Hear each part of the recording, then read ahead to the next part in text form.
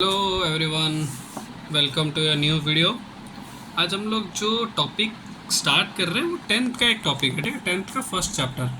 Tenth के first chapter में हमारा जो है chemical reaction and it's equation, ये हमारा फर्स्ट चैप्टर है। इसमें हमको बहुत कुछ पढ़ना पड़ेगा। जैसे कि बहुत इजी चैप्टर है, बाय द वे मैं बोलूँ तो बहुत कुछ पढ़ना है, कुछ नया सीखने को मिलेगा। जिसने बेसिक्स ऑफ साइंस का केमिस्ट्री वाला पोर्शन कंप्लीट कर लिया उसके लिए तो ये बहुत इजी चैप्टर बनेगा। ठीक है, तो टाइम वेस्ट नहीं करते हैं, हम लोग स्टार्ट करते हैं चैप्टर को। देखो, नाम से ही पता चल रहा है chemical reaction and it's equation. तो हमको क्या क्या पढ़ना पड़ेगा? केमिकल रिएक्शन पढ़ना पड़ेगा, केमिकल इक्वेशन क्या है, और उसके बाद मैं तुमको बैलेंसिंग करना सिखाया नहीं था, मैं यहाँ पे बैलेंसिंग करना सिखा दूंगा। ठीक है, तो पहले पढ़ते हैं केमिकल रिएक्शन होता क्या है। देखो, मैंने डेफिनेशन लिख दिया है, उसको मैं बस एक्सप्लेन करता हूँ। केमिकल रिएक्शन मतलब दो या दो से ज़्यादा रिएक्टेंट को अगर हम रिएक्ट करते हैं in acidic medium, basic medium, फिर नॉर्मल, खाली में भी अगर उसको रिएक्ट करते हैं तो उसका एक प्रोडक्ट बनता है। एक या फिर दो से ज़्यादा भी कभी कभार प्रोडक्ट बनता है। तो वो उसको जो हम लोग बोल रहे हैं, वो जो दो एलिमेंट्स को लिया या फिर दो कंपाउंड्स को लिया, मिक्सचर नहीं आता है। कभी भी मिक्सचर रिएक्शन में पार्टिसिपेट नहीं करता है। तो जो हमारा केमिकल रिएक्शन बनता है उसमें क्या, दो या दो से ज़्यादा रिएक्टेंट होंगे, वो किस में कन्वर्ट हो जाएंगे? प्रोडक्ट्स में। अभी प्रोडक्ट तक तुमको समझ आ गया?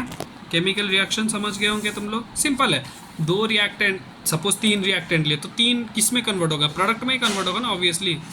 ठीक है, जो अभी हम लोग पढ़ रहे थे चेंज, तो चेंज क्या है? चेंज मतलब जो जिसमें चेंज होगा, मतलब केमिकली चेंज होता है, कभी कभार फिजिकली भी चेंज होता है। ठीक है, तो अभी पढ़ते हैं हम केमिकल चेंज। तुम लोग लोअर क्लासेस में पढ़ के आए होंगे। फिजिकल चेंज मतलब जिसमें केमिकल और फिजिकल प्रॉपर्टी दोनों ही चेंज हो जाएगा।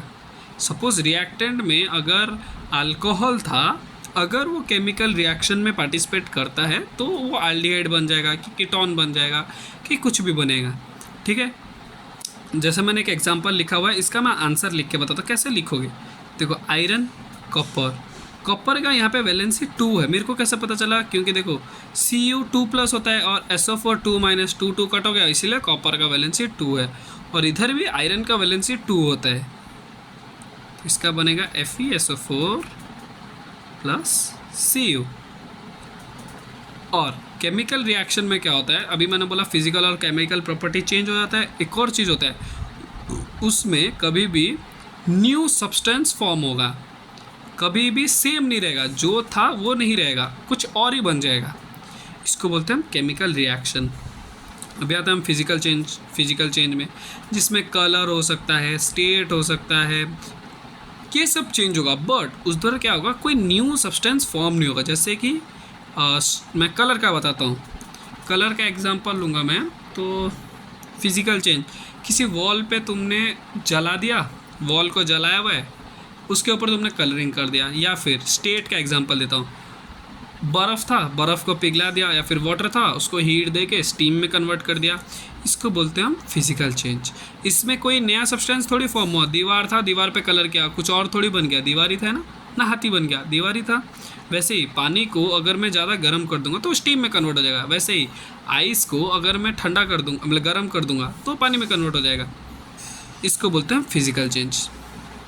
अभी देखते हैं हम कि केमिकल चेंज हुआ है बोल के हमको कैसे पता चलेगा। देखो, केमिकल चेंज होने से हमारे पास 2-3 फेनोमेनन पता चल जाते हैं, जिसकी वजह से एक होता है evolution of gases, change in state, मतलब गैस निकलेगा और स्टेट चेंज होगा। सॉलिड में अगर है तो लिक्विड में कन्वर्ट हो सकता है, या फिर ऐसे ही एक्वस में कन्वर्ट हो सकता है, या फिर तो मोस्ट इंपॉर्टेंट प्रेसिपिटेट फॉर्मेशन होता है, मतलब PPT, कोई कलर कंपाउंड बन जाएगा। मतलब जैसे कि हम लोग पढ़ेंगे आगे, बहुत सारे PPT पढ़ेंगे अभी हम लोग आगे, यही चैप्टर में पढ़ेंगे, एसिड बेस में पढ़ेंगे, मेटल नॉन मेटल्स में भी पढ़ेंगे। देखो, केमिकल इक्वेशन मतलब क्या? मैथमेटिक्स इक्वेशन तुम लोग लिखते हो। इक्वेशन मतलब कैसे लिखते हो? A + B = का साइन C लिखते हो। वैसे ही केमिस्ट्री में दो रिएक्टेंट या फिर एक रिएक्टेंट, ये हमारा इक्वल टू का साइन है। इसको बोलते हैं हम लोग इम्प्लाई साइन, या फिर give rise to some product.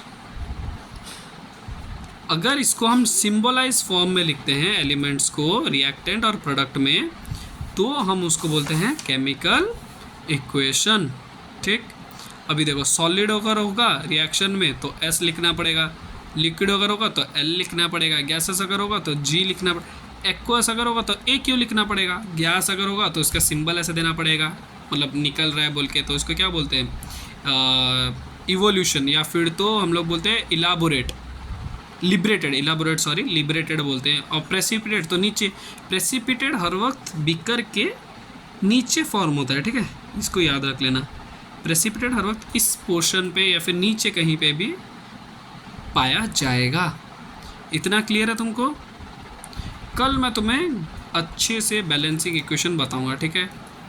तो अब एक काम करो, एक स्क्रीनशॉट ले लो इसका, 1 मिनट ले लो स्क्रीनशॉट, ले लिया? 3 2 1 चलो मिलते हैं एक नया क्लास में। Thank you, take care, love you all, bye.